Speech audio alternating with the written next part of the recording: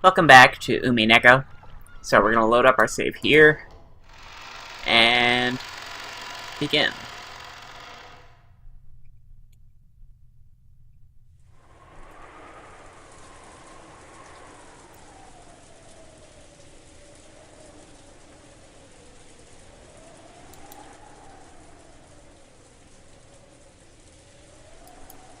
So actually, one thing I wanted to talk about real quick before we get into things is I've been looking at this screen here for a while, this background, and I don't really know if I should be thinking in these terms, but whether I should or not, I've kind of been struck with a bit of a theory regarding the epitaph.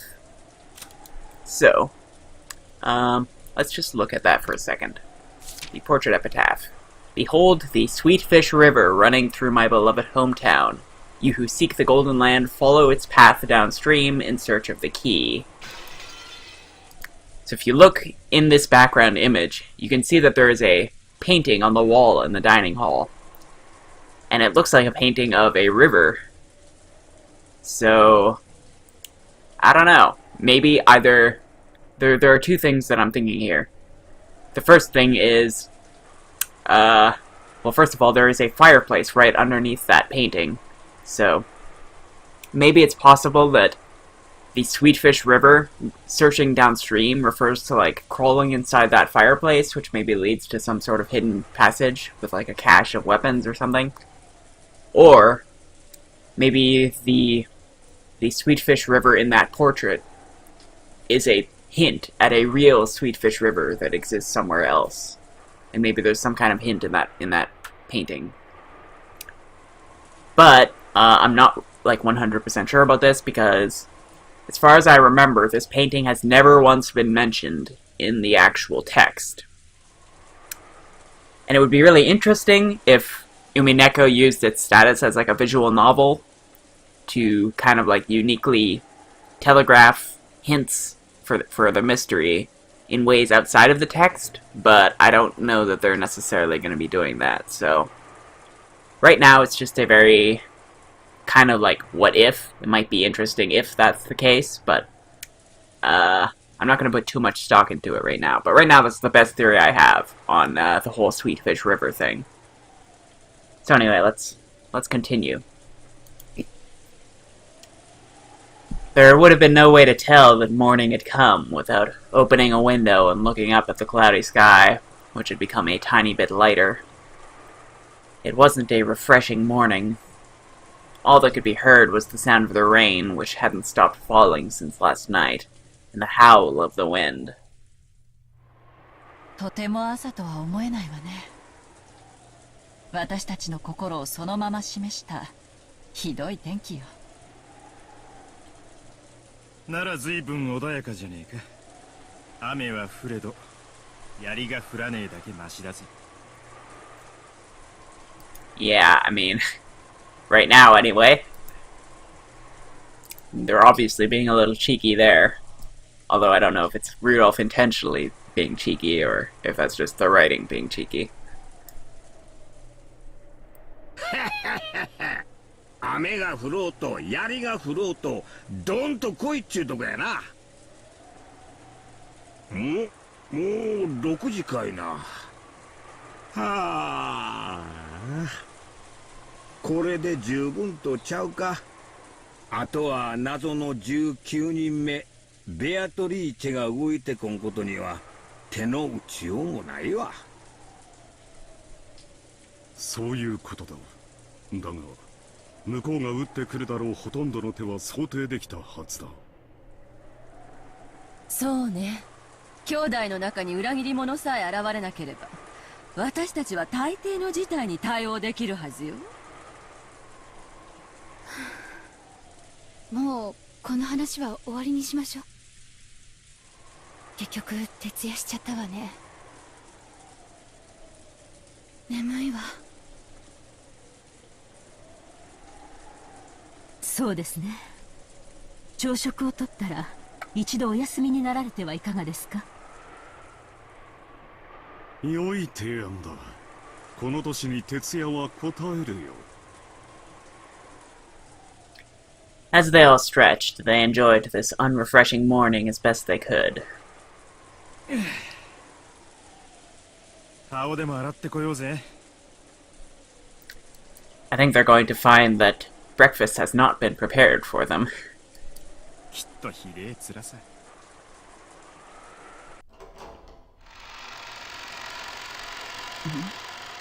何このひどい匂い。 As soon as they exited into the corridor, Kirie openly made a disgusted expression. どうしましたか？ねえ、何かひどい匂いがしない？ん？なんやこの匂いは。こらたまらんで。 After hearing those complaints, everyone stuck their heads out into the corridor. The stench was faint, but once people started commenting on it, it was clearly noticeable. Each of them went into the corridor, relying on their own sense of smell to tell them where this strange odor was coming from. 一体何事でしょう。現時に対応させましょう。きっともう使用人室に来ていて、朝の準備をしているはずです。頼む。まさかあのゴーダに限ってこんな匂いをさせる朝食を作っているとは思いがたいのだがね。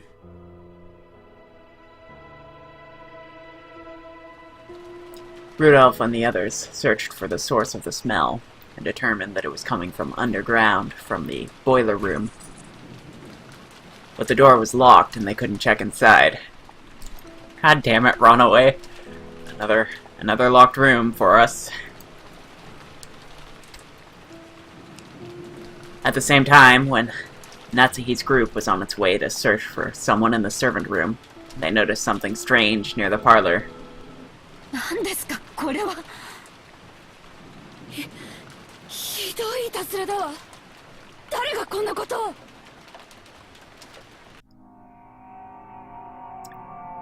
On the door to the parlor, drawn in a paint that looked like blood, was a strange thing that looked like a magic circle.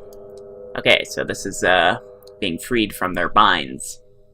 But who could it be this time? Clearly, like, all the servants and Kinzo are dead, so... If we're trying to think of, like, suspects among those who aren't dead, I mean, we can think of it in terms of a suicide, and then it would kind of make sense, but if we're thinking in terms of people who aren't dead, I think the only person who fits the bill, who doesn't have an obvious alibi here, like among the siblings, would be maybe Jessica, because she kind of like is under binds. She's like in this position that she doesn't want to be in. But that's really the only other person that I could think of. That's just going by motive alone, and the explanation of this magic circle that was presented to us last time, or earlier. So, let's continue. 厨房にはまだ誰も来てないわ。何よそれ。 Ava's group, who thought the smell might be coming from the kitchen, had returned after confirming that no one was there and that preparations for breakfast had not yet begun. Then they noticed the change to the parlor. ダメだな。ボイラー室は鍵がかかってる。ボイラーの故障とかそういうのだとまずいんじゃないのか？使用人は誰かいたか？その悪趣味な落書き、ここにもあるの？ボイラー室の扉にもあったのよ。Interesting. なんやって？ Actually, it would probably be the one for opening locks, right? If it's on the locked door. この薄気味悪い落書きがここだけじゃなく他にもあるっちゅうんか。まさか森の魔女ベアトリーチェの宣戦布告っちゅうわけやないやろな。Hideyoshi tried to make fun of it, but staring at this creepy magic circle while listening to the wind and rain really made it seem like a message from a witch. The dripping bright red paint made one think of blood, which made it even creepier. Hideyoshi tried to open the door, but it had been locked. As a general rule, the parlor wasn't locked. Someone had gone out of their way to lock it. これはどういうこと？私たちが食堂で話し合いをしている最中に誰かがこっそりとこの落書きを残したというの？客間とボイラー室の扉に。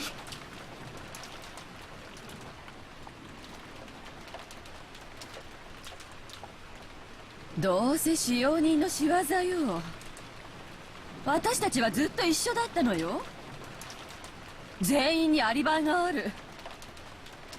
おそらくお父様に何かおかしな指示を受けてこんないたずらをしたのよ。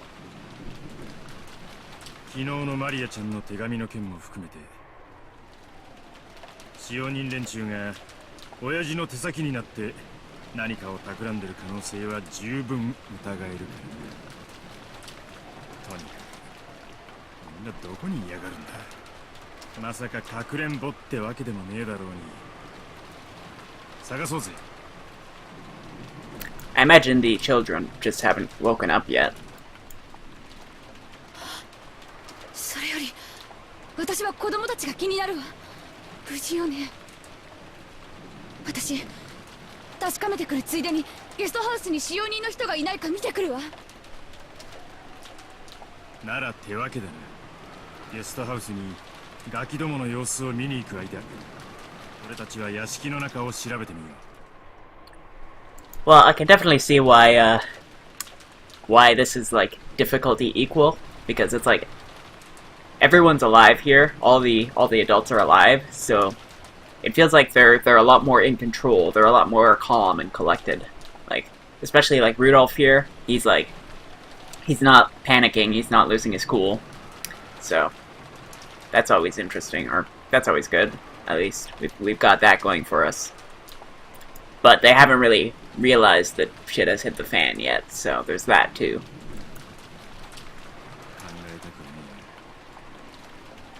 こんな薄気味悪い落書きがここだけってことはねえかもしれない。 Wait, what did he say previously? Ah, okay. 親父殿のおかしなゲームに巻き込まれているのかもしれんな。私は親父殿のところへ行って事情を聞いてみる。Yeah, good luck with that. まあ、素直に話を聞いてくれるとは思えんな。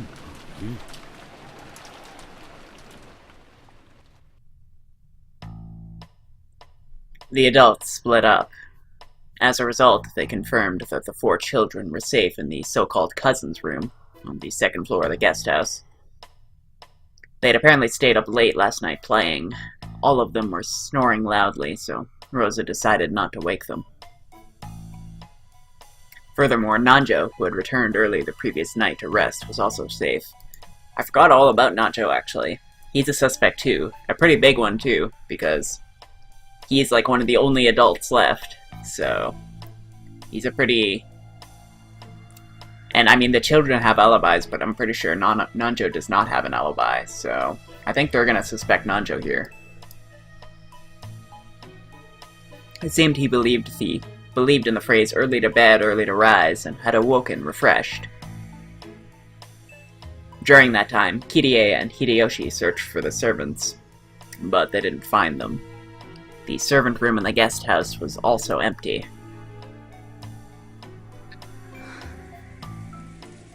子供たちは無事よ。みんな夜更かしのしすぎね。使用人室は空っぽや。勤務表を見ても早番は6時からってことになっとる。もうお勤めをしてなきゃならん頃や。仮眠室も空っぽよ。布団を抜け出した跡はあるけど暖かくはなかったわ。こら、クラウス兄さんたちの想像が当たったんとちゃうか。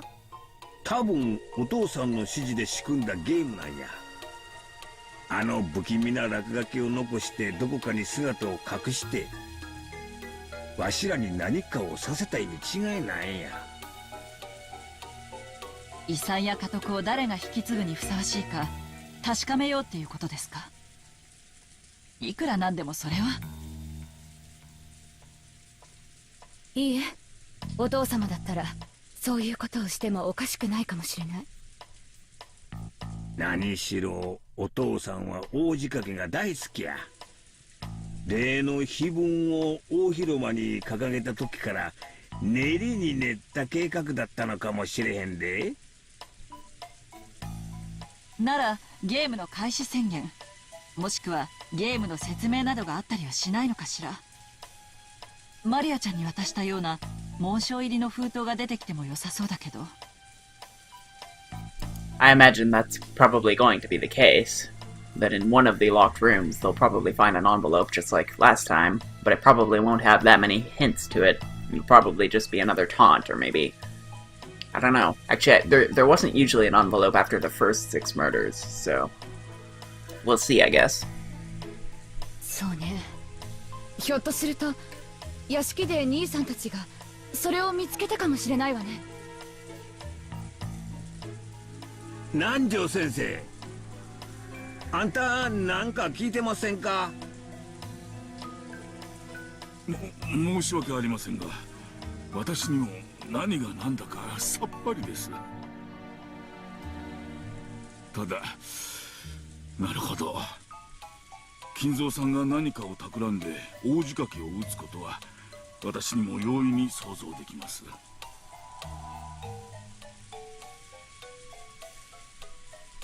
一度屋敷に戻らんか？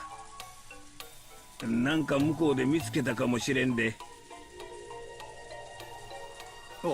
お邪魔でなければ私もご一緒いたしましょう。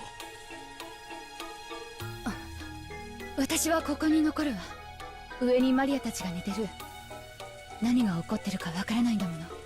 子供たちを放ってはいけないわ。そうね、私もローザさんとここで留守番してるわ。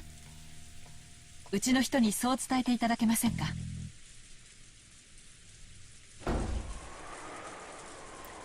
Rosa and Kirie remained in the guest house. Hideyoshi went to Nanjo and returned again to the mansion.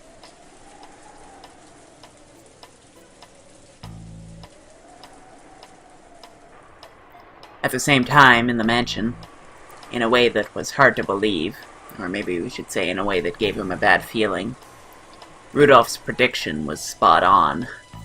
The same magic circle graffiti that had been drawn on the doors to the boiler room and the parlor had been found in multiple places throughout the mansion. Okay, so it's the same one on both doors. 兄貴、親父の方はどうだ？いや、ダメだ。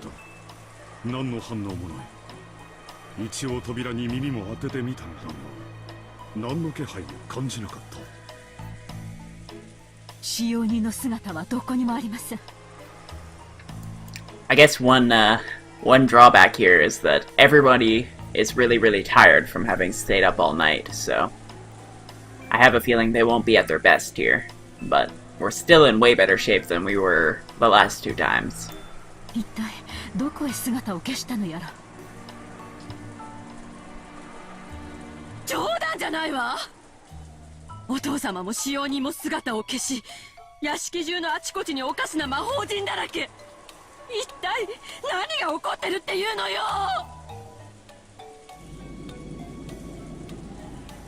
There weren't only magic circles on the door to the boiler room and the door to the parlor.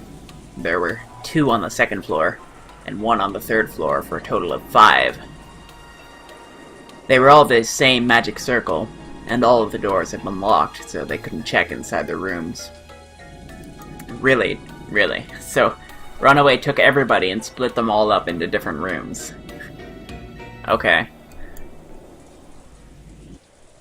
とにかくまずはボイラー室を何とかしよう。何かの故障で火事になったりとか爆発したりとかしたら大変だ。鍵だな。使用人室にキーボックスがあったはずです。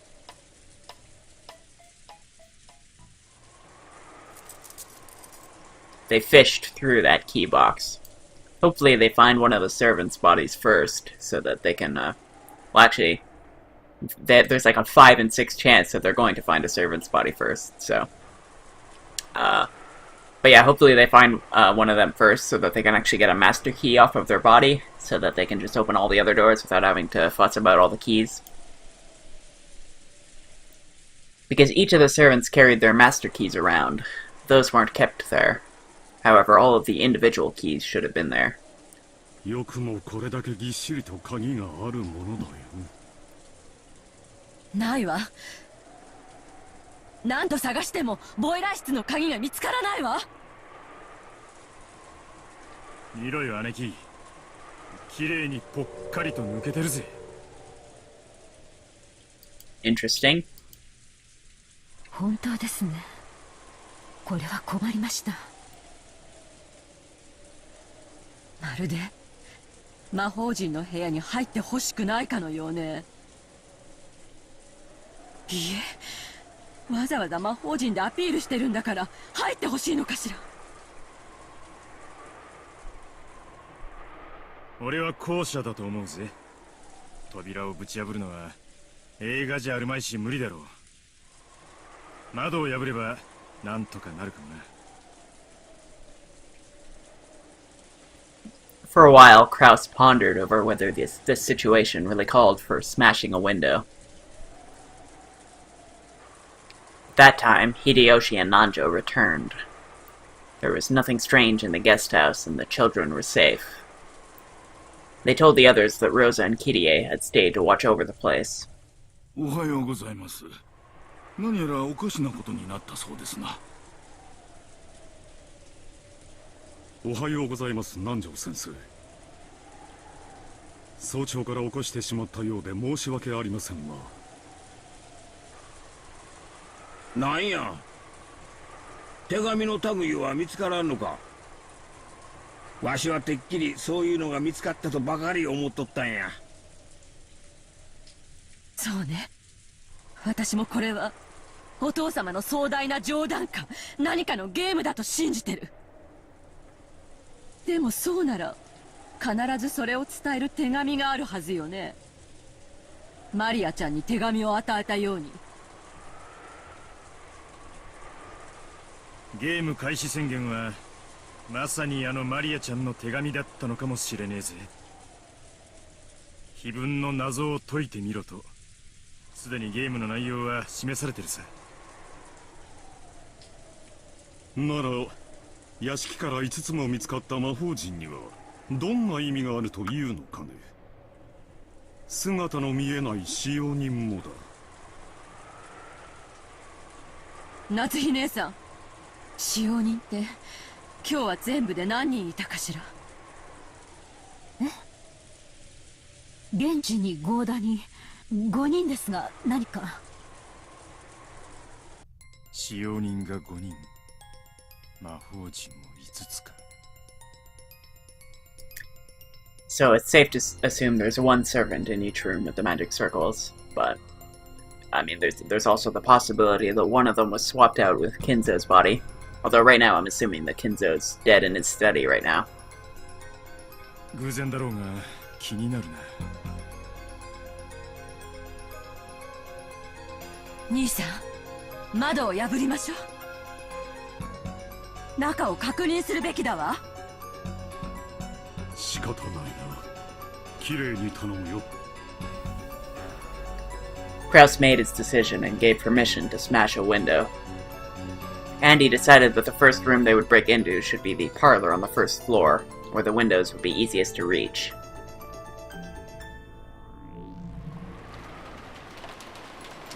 They had hoped to peek in through the window, but the curtains were down so they couldn't see inside. Rudolph wandered around the garden trying to find something that would be good for smashing the window. Eventually, he found a rock bigger than a fist and came back. 全部割ることはないわよ。鍵が回せる程度に開けてくれれば十分。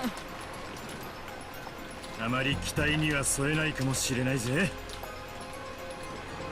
Rudolph raised the rock and hit the glass with it several times.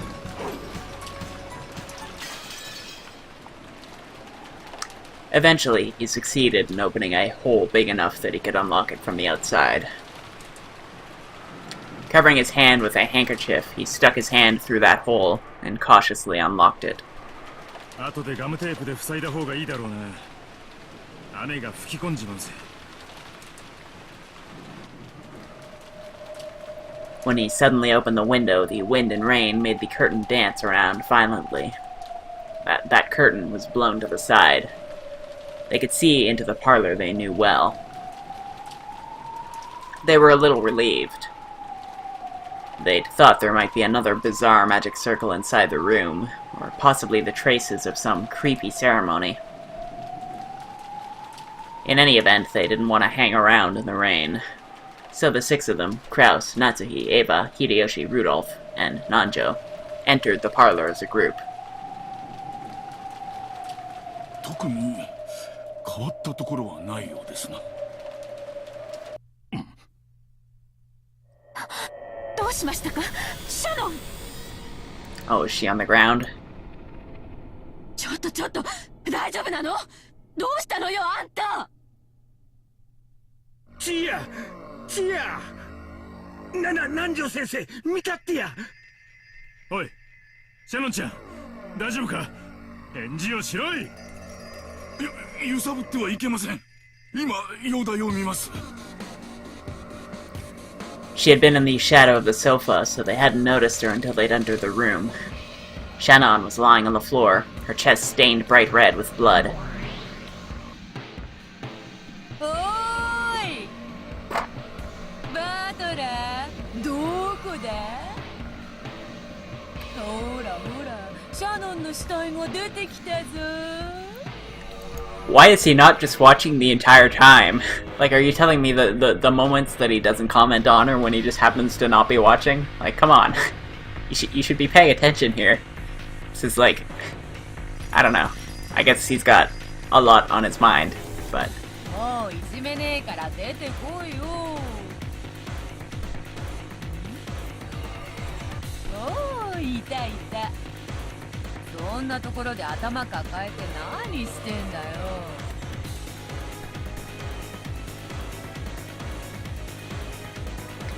Battler was crouching under the table, holding his head. His pitiful figure made it plainly clear that he didn't want to see anything, didn't want to hear anything. Had he heard Beatrice's sneering voice? Could he not hear, or was he pretending that he couldn't hear? In any event, it was clear that he'd closed up his heart like a shell.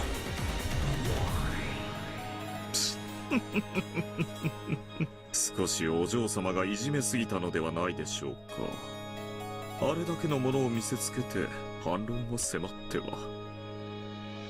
塞ぎ込みたくなる気持ちも分かろうというものです。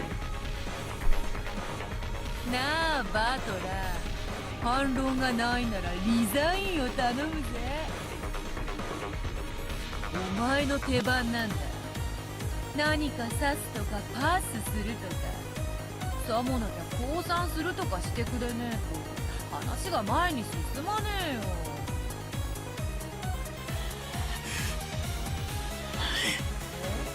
なに聞こえないぞ。ああ、うるせえ。何か魔女だ、何か魔法だ。好き勝手にやればいいじゃねえかよ。俺は信じねえ、何も信じねえ。クソ。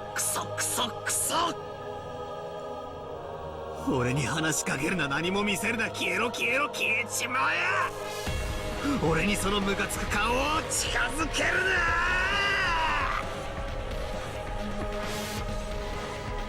Beatrice winced reflectively at Battler's sudden rage.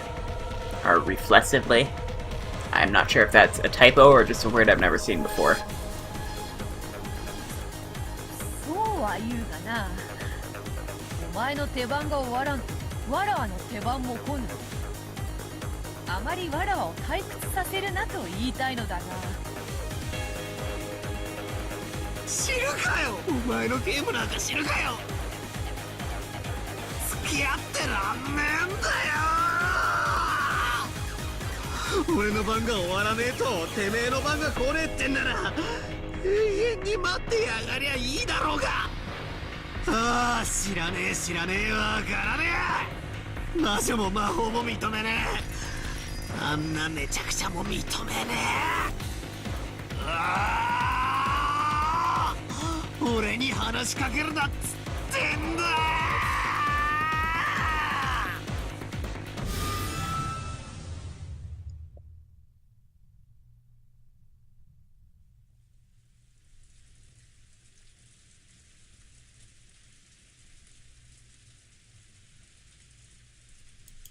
I think we just saw a barrier, and I'm pretty sure one of the previous descriptions mentioned one of the previous like magical side descriptions mentioned that Battler had like the latent potential to be good with barriers, so maybe he's like awakening to his powers. I don't know.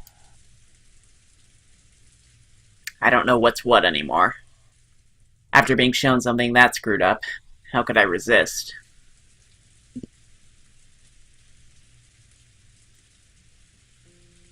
I wandered aimlessly through the rose garden. It was raining and windy, but that didn't mean my body got wet. There was just a feeling of isolation as I wandered amidst the wind and rain without an umbrella. 俺はひょっとするとあいつのゲームにとっくの昔に負けているのかもしれねえな。 Actually, didn't we already have a clear winner and loser in the last game? After all, I surrendered for a time. That's why the world was tinted with witches and magic. Right now, Rokenjima is a different world, where witches stride around openly and fire off strange spells. It isn't a matter of accepting it or denying it. Maybe I mistakenly assumed that I was playing a game on an even footing with Beato. Maybe I was already defeated in the last game, and this is just the signing ceremony of my surrender. A minute ago, a terrible battle unfolded in this rose garden. I saw it with my own eyes. I kicked the ground. Obviously the ground was hard, and water from a puddle splashed. Several towers had split this ground, sprouting like high-rise buildings. The more I kicked at this ground, the more it felt like that couldn't possibly have happened. But for that very reason, I couldn't explain it with anything other than magic anymore.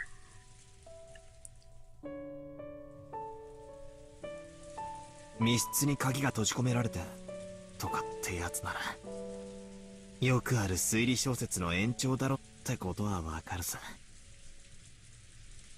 でもあのドッカンドッカンってのはな、くっそー。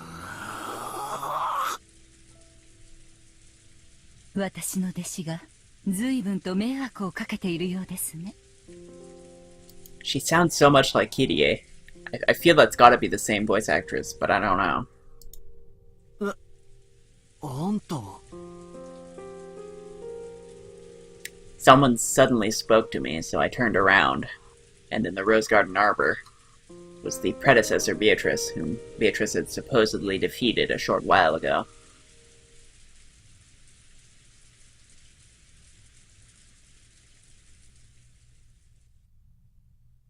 てっきり死んだと思ったぜ。 Her appearance was rather short, so I'm glad we haven't seen the last of her. 生きてたのか。いいえ、死にましたよ。今の私は取られた駒がチェス盤の外でくつろいでいるだけに過ぎません。あんたはベアトの師匠なんだろ。ってことはつまりあんたも魔女ってわけか。ええ、そうですよ。ってことはつまりやっぱり魔女はいるってことで決まりなわけだろ。そしてあいつを倒せるのは俺じゃない。すげえ魔法使えるあんたの方じゃねえか。 I feel like you had the first part right. Right now, my working theory is that, like, the only thing that I can even consider as, like, a possible theory for all of this is that witches and magic are real, but that because Battler doesn't believe, he's the only one who has the possibility of defeating her because their existence depends on people believing in them. Something like that. Like, that's basically what was explained in the very first Tea Party, anyway. 俺はもうお役ごめんさ。俺にできることなんてもう何もねおやおや、すっかり屈服してしまいましたか。屈服も何も。あれをどう説明すりゃいいんだよ。Well, we can't, but we can start with the things we can explain, and then work from there, I guess. 塔が生えたり落ちてきたり。We can save the hard parts for later, you know? There's still stuff that can be explained. でっけえ巨人が盾を構えたり槍を投げたり。ああ、思い出すだけでも気が。トリックとか人間犯人説とか、そんな領域をとっくに超えてるだろ。ああ、畜生畜生畜生畜生。落ち着いて。私はあの子のゲーム版の駒に過ぎない。こうして番外へ取り除かれてしまえば、もはや何もできない存在。しかしあなたはあの子の対戦相手。あなたが自ら投げ出さない限り、あなたには常にあの子に一矢報いる力があるのだから。うるせえ。あんただっておかしな呪文を唱えて投打の槍だのを呼び出してたじゃねえかよ。何を一矢報いるってんだよ。俺にも魔法を教えてくれたあいつとあの大魔法バトルを繰り広げろっていうのかよ。あなたが望むなら、あなたに魔法の一端を教えてあげてもいいですよ。Alright. そりゃあ願ったり叶ったりだぜ。あいつの胸板にズドンと打ち込んでやれるようなすっげえ魔法一発頼むぜ。はっ、なめんなってんだ。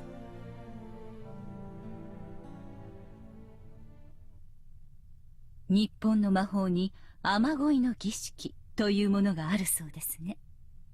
ご存知ですか？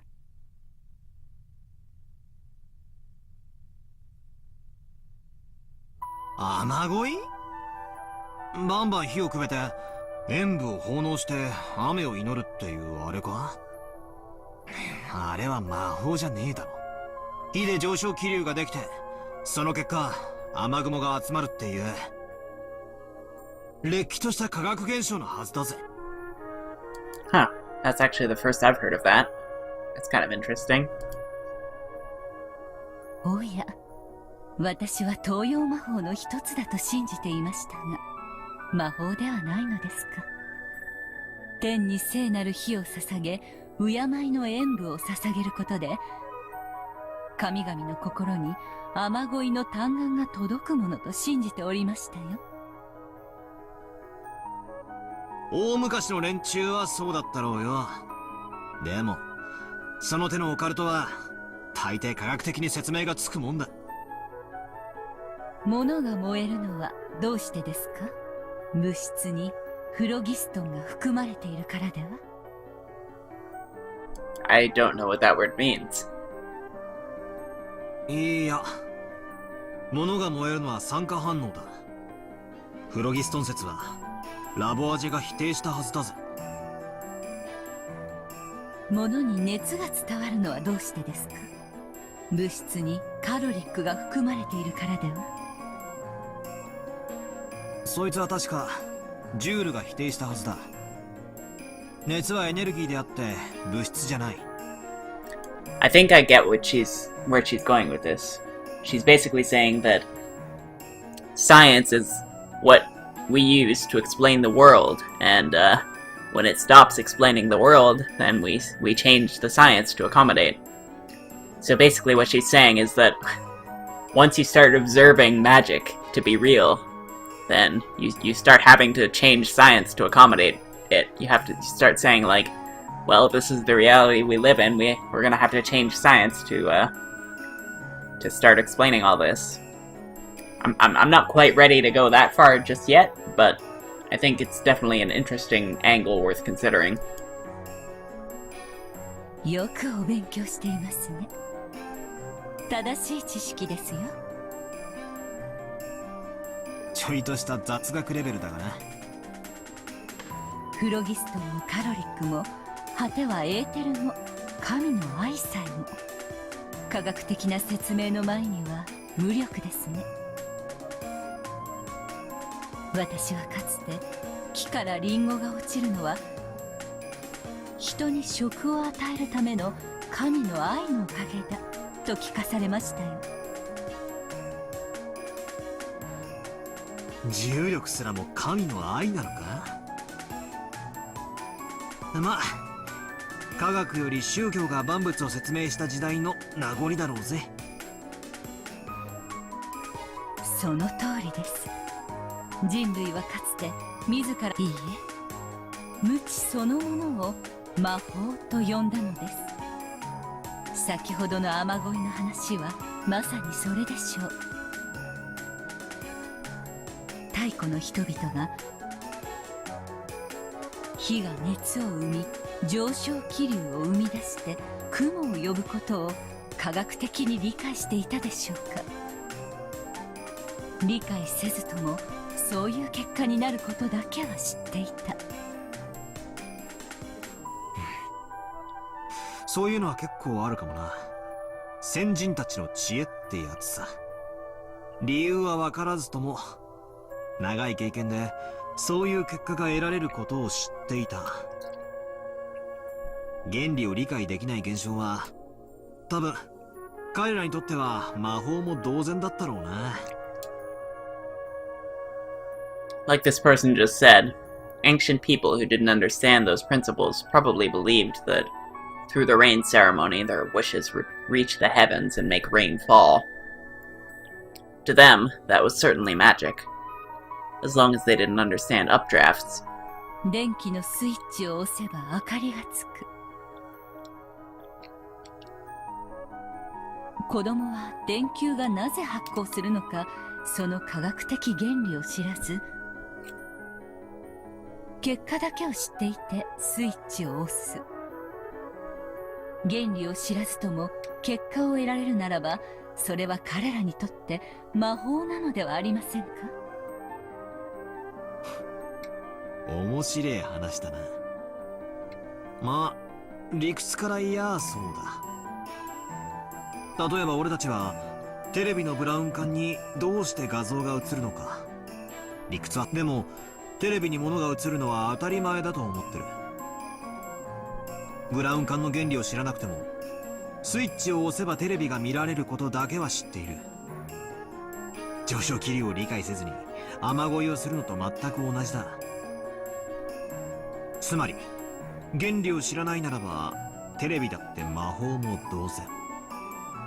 いや魔法そのものだろうってわけか。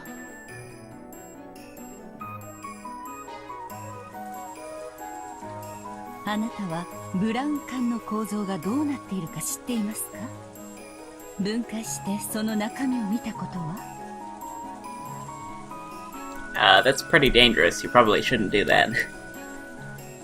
ねえよ。本か何かで構造を読んだ気もするが難しくてさっぱりだったな。確か電子が蛍光物質にぶつかるとき発光してどうだらこうだら。それは偽書です。真実はブラウン管の中にグレムリンという妖精が閉じ込められていて、魔法で仕事をしてくれているからなのですよ。はあ？バカなこと言うなよ。そんなわけねえだろ。ブラウン管の中を覗いたこともないのにどうして否定を？覗いたことはねえが絶対にそんな妖精はいないと断言できるさ。ここにブラウン管がない以上実証は不能ですよ。確かに今この瞬間は実証不能だが、後でどこかのテレビをばらしてみせればすぐに論破できるさ。ということはブラウン管の中にグレムリンが閉じ込められていて、その魔法で映像を映し出しているという私の魔法説は、ブラウン管の中身を検証するまで否定不能ということになりますね。なんだよ、あれか？悪魔の証明だって言いてえのか？お前たち魔女のお箱だぜ。悪魔の証明は消極的事実の証明が不可能であることを逆手に取った詭弁です。しかし今のブラウン管の話は違う。テレビをたった1台分解すれば済むだけの話ですよ。True. そうだな。確かに悪魔の証明とは異なるな。あなたの提唱する科学的説明と私の提唱する魔法的説明、そのどちらかが真実です。そしてそれはブラウン管の中を覗いた時に確定する。しかしそれを確かめる瞬間の直前まで私たちは互いの説を否定できないのです。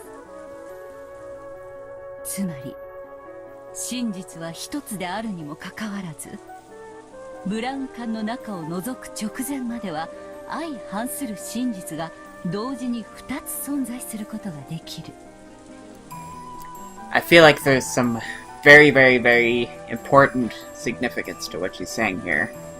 It could almost explain, like, literally everything that's happening right now, and basically all of the magic in this game, but I can't really put it into words. Like, I can't really put it all together right now, but it seems like what she's saying is really, really important.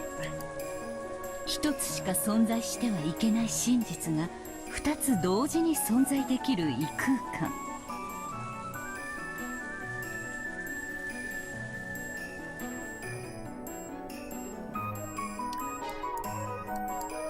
Is the cat in the box alive or dead? If you open the box, you will learn the answer. You will learn the truth. However, until you open the box, you can claim that the cat is alive, and you can also claim that it is dead. Both claims are the correct truth according to the people making them, and even though the two sides are in conflict, neither can win the argument as long as the box remains unopened. I don't really think it's fair to say that both sides are correct, though. I think it's more accurate to say that, like, even the theory of quantum superposition is not that the statement, it is dead and it is alive, are both true. It's more like a combined statement that it is both alive and dead at the same time. Like one, you can't, I don't know. It feels like you're omitting a lot if you just say it's alive or if you just say it's dead. There's more going on than just that, so yeah, I don't know. In other words, two truths can exist at the same time, but they can be more adequately explained with one truth, which is like the entire point of like quantum mechanics. Even though there can only be one cat in the box, it is packed with a living cat and a dead cat, forming a strange separate world.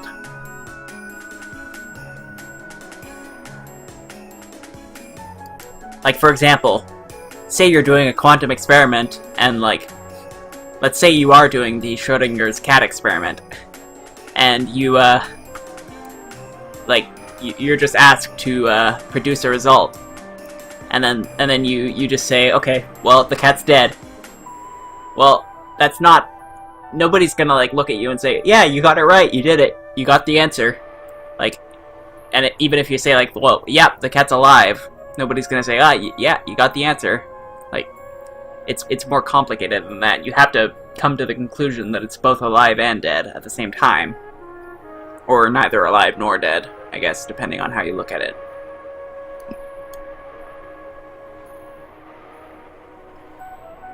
That is what Rokenjima is now. This island is now a different world where a scientific theory and a magical one can exist at the same time. To a resident of the world of science, such as yourself, at a glance it may feel as though this island has been sucked into a world of magic.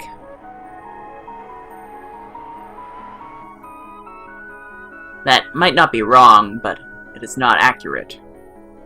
Strictly speaking, it has been moved from the world of science to the gap between that world and the world of magic. So at a glance, it appears to you as though the world is tilted toward the magical side, but in reality, this island is now in a perfectly impartial position with relation to those two opposing worlds.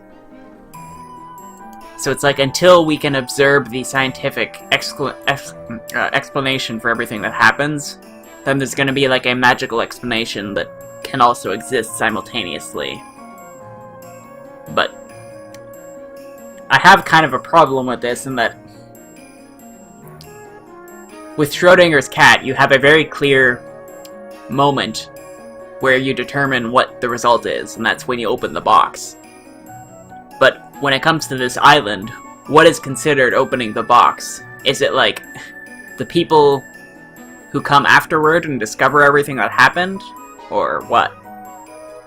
I guess that could be it. It's like when the typhoon passes and like the people come to discover what happened and it stops being like the legend of Rokkenjima or whatever. Then that is when that's when you open the box, right? So maybe that's what's going on.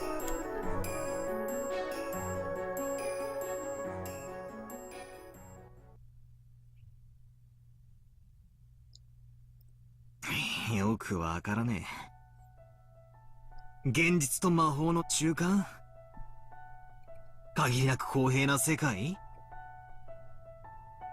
I mean, it's still magic, no matter how you look at it, even if we assume that to be the case. But it's also the kind of magic that can result in a scientific explanation. It's like kind of magic that's compatible with the idea of that magic not existing at all, which is super weird to even think about.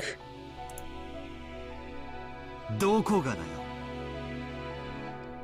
俺に圧倒的に不利な展開ばっかりじゃねえかよ。ならばこう考えるといいでしょう。これは裁判です。あなたとベアトリーチェが相反する主張を繰り広げている法廷だと考えるのです。ブラウン管裁判でもいいでしょう。あの子はブラウン管の中には妖精が入っていると主張している。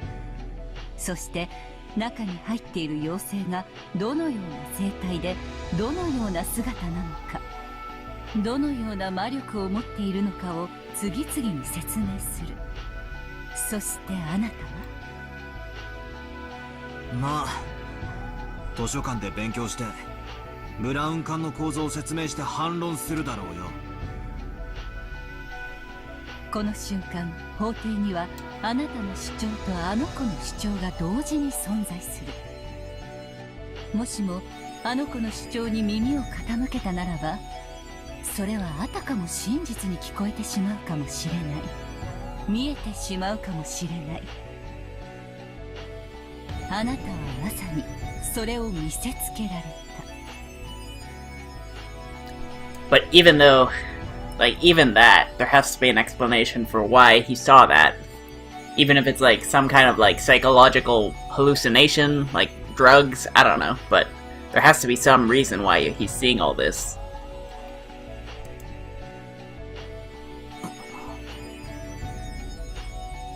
今この瞬間のロッケン島には確かに魔女の魔法も真実として存在するかもしれない。しかしそれは猫の箱が開かれる瞬間までの不確定な波動関数の世界。すべての状態が同時に説明できる。しかし真実は一つです。それは観測されることによって収縮し、無数の真実が淘汰されてたった一つの真実になる。法廷で例えるならば、これは裁判長による判決行為にも似ているでしょう。検察側、弁護側がそれぞれに主張する2つの真実は判決によって収縮し一つとなるのです。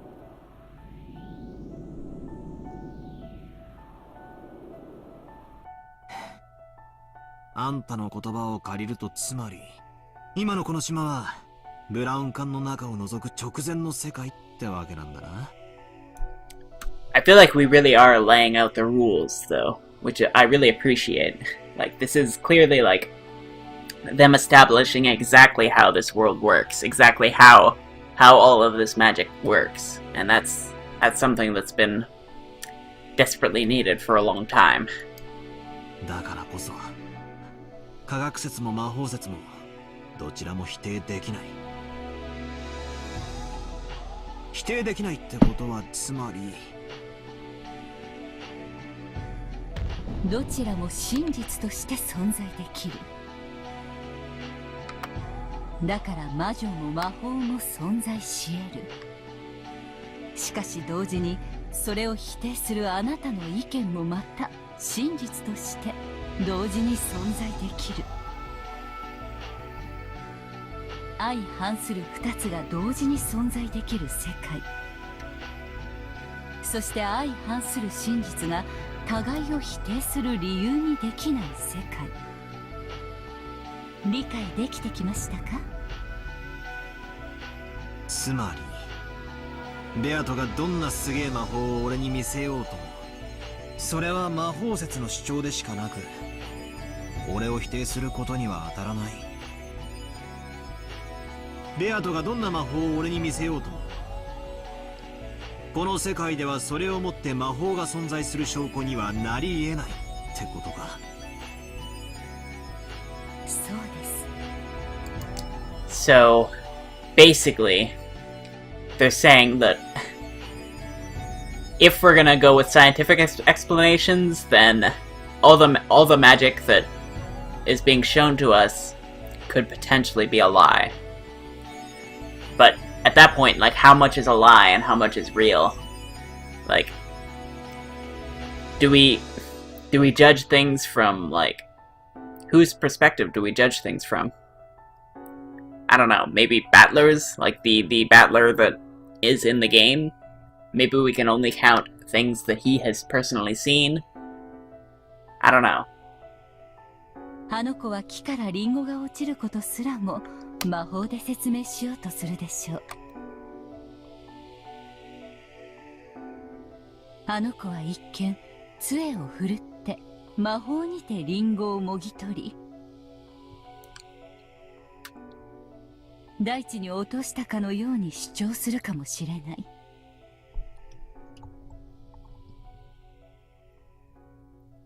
しかしそれはあの子の主張の一つに過ぎないのです。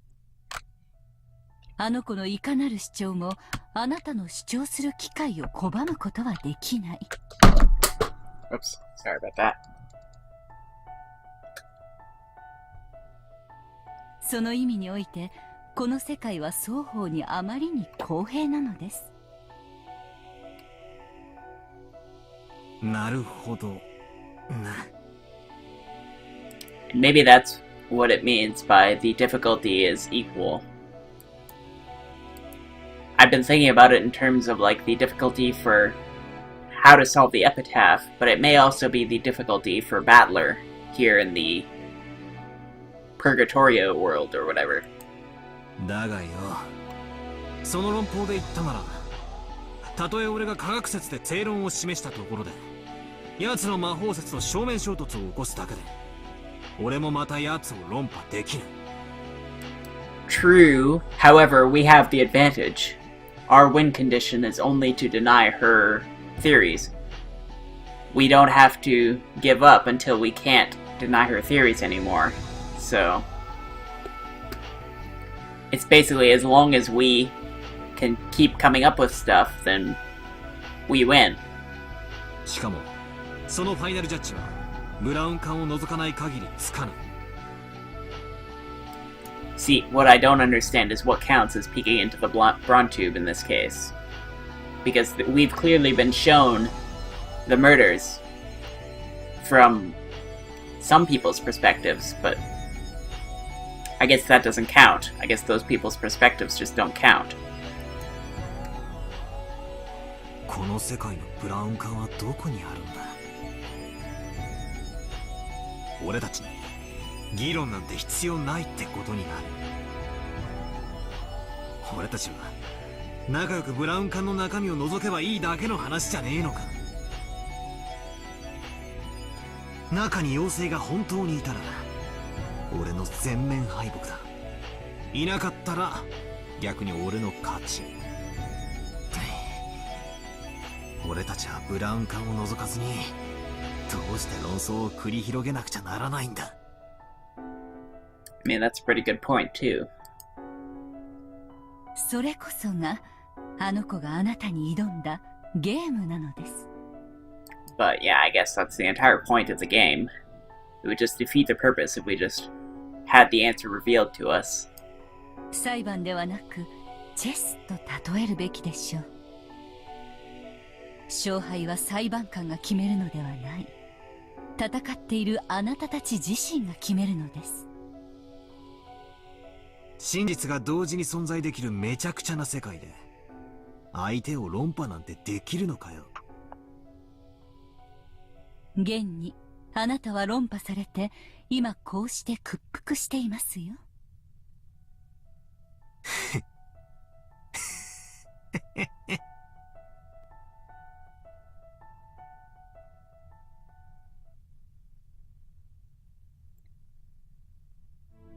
今私に助言できるのはここまでです。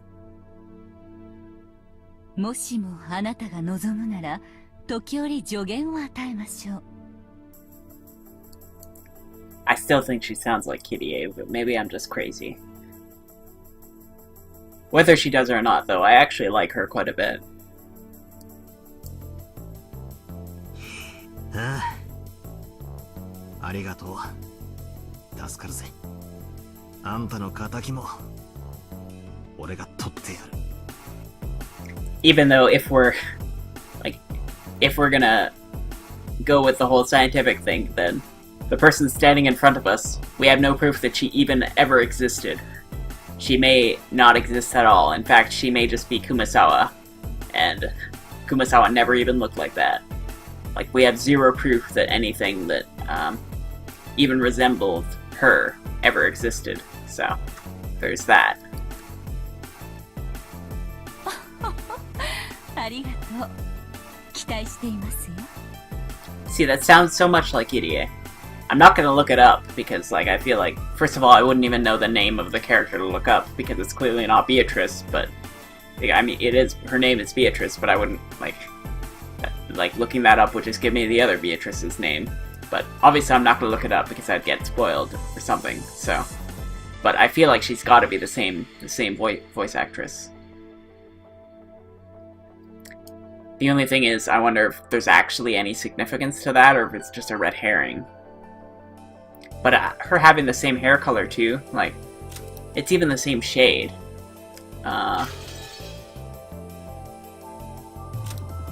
Is it? Yeah. And her face is kind of the same shape. And her nose and everything. Well, everyone's faces are kind of the same shape. Yeah, that doesn't really tell us anything.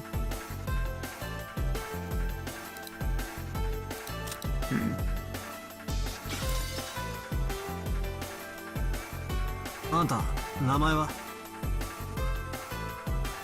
ベアトリーチェはかつて私の名でしたが、譲ってしまった今、私は名前を持ちません。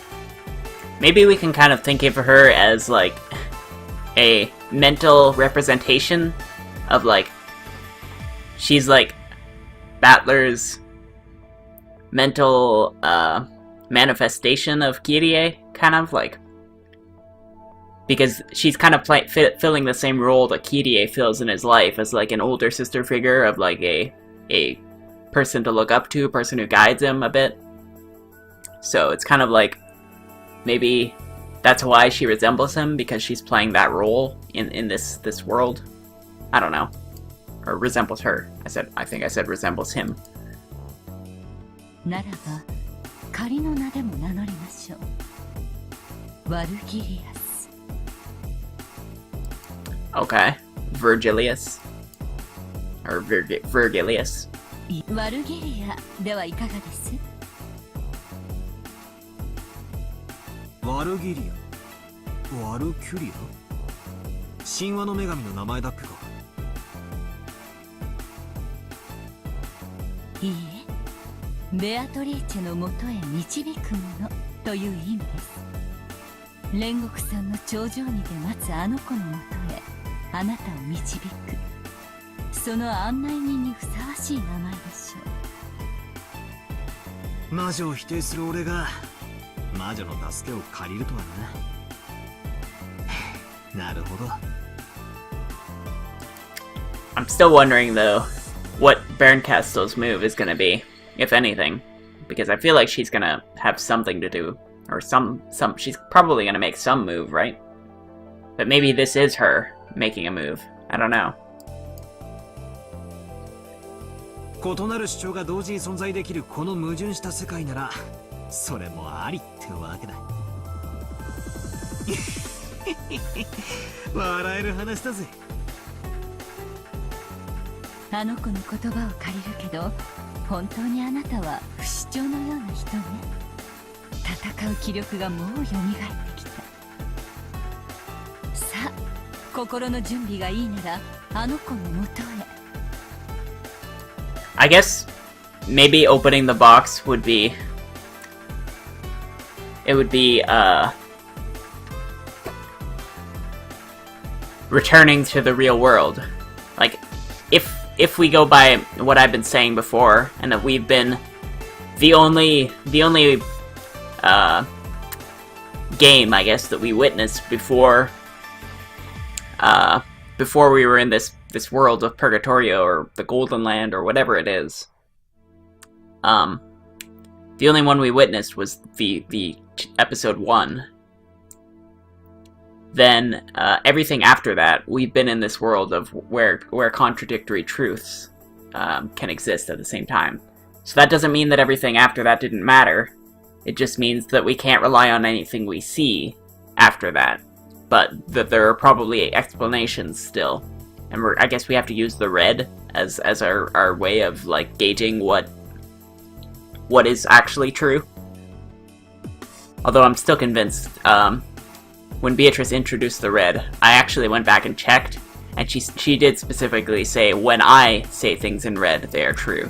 She did not say anything about anybody else saying anything in red, so I'm not convinced that anything that anybody else, like Runaway or the Seven Sisters of Purgatory, I'm not convinced that anything that they've said in red is 100% true. I'm gonna take like 90% stock in it, but there's gonna be that 10% doubt there. But anyway. あの子の座するチェス盤の正面へお戻りなさい。私の弟子とどこまで戦えるか楽しみにしていますよ。I feel like we now have an established rule set, which is great. Like it really helps clarify how to think about this entire visual novel, which is very helpful. ああ、見てろよ。もうあいつの寝言には耳を貸さねえ。とことん冷静に俺の戦いを貫いてやる。もうあいつの挑発には絶対に乗らねえ。では戻りましょう。戦いの席へ。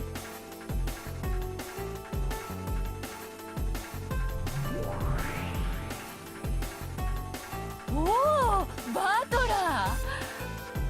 そなたどこへ姿を消しておったのか。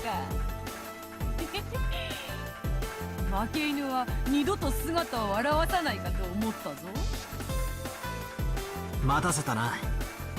頭を冷やしてきたぜ。それでわらわとお師匠様の愉快痛快爽快大喝采の素敵ファンタジーバトルへの回答は出たのかい？ Well, we still have to see what Kumasawa's corpse actually looks like, and then we can figure out how she was actually killed. Because none of that actually happened. あんなのファンタジー以外じゃ説明不能だろ。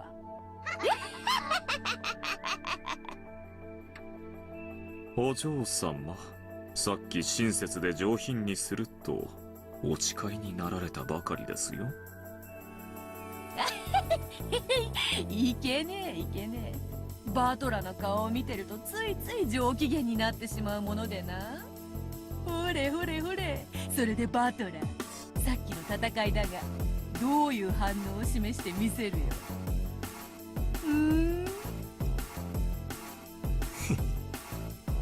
バトル？何があったって？何？このバラ庭園のどこにお前らがニョキニョキ生やした塔が槍が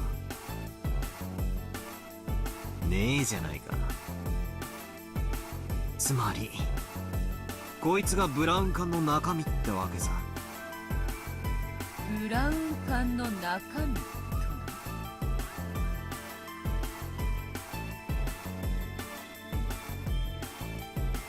今この瞬間バラ庭園には何もない。さっきまでは魔法で塔が生えていたかもしれねえさ。だがそれはブラウン管の中を知るまでだ。魔法バトルはお前の解釈主張に過ぎない。今この場に何もないのがその証拠だ。俺はさっきの魔女の戦いにこう反論する。今この場に何もないのは何事もなかったことの証明だとな。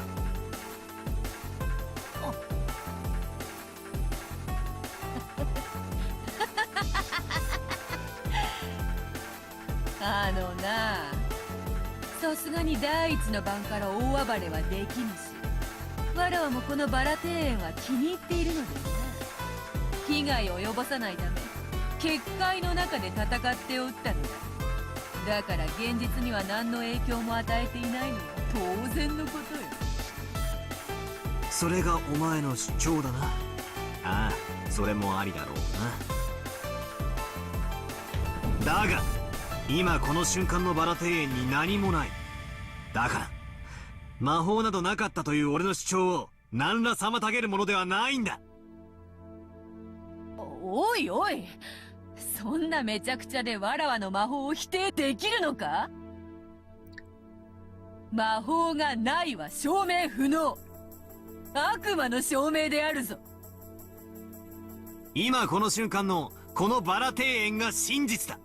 覗いた瞬間にブラウン管の中の妖精は蒸発する。そしてここには何の魔法の痕跡もない。だからお前らの魔女の戦いは行われなかった。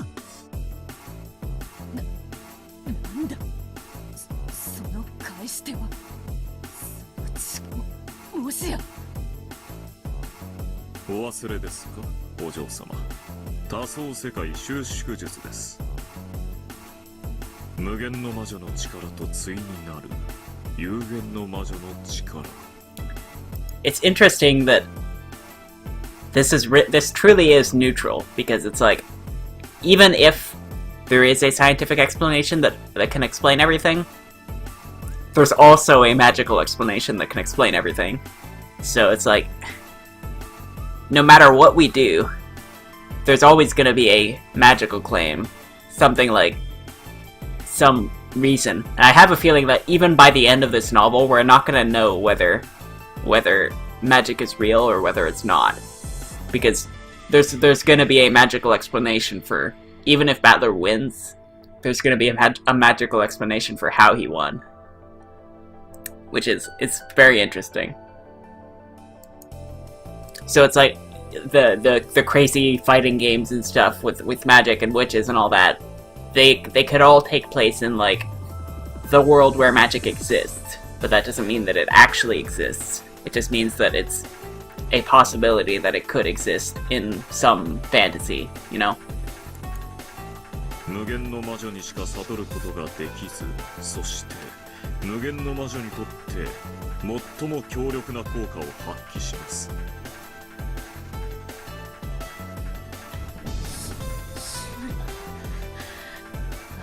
老いぼれ魔女め、余計な入れ知恵を。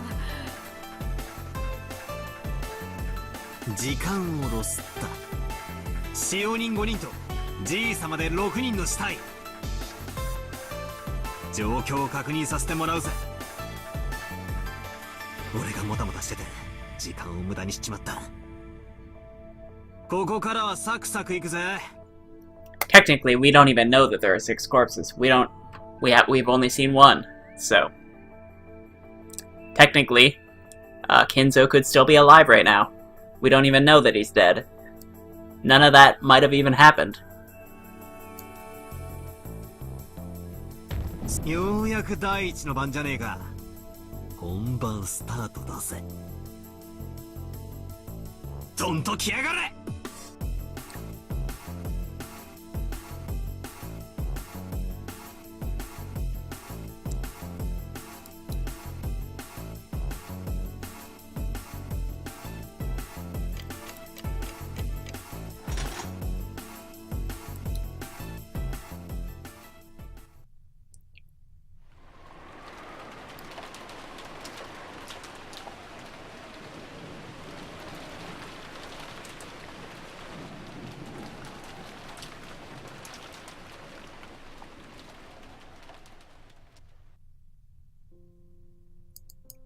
Alright.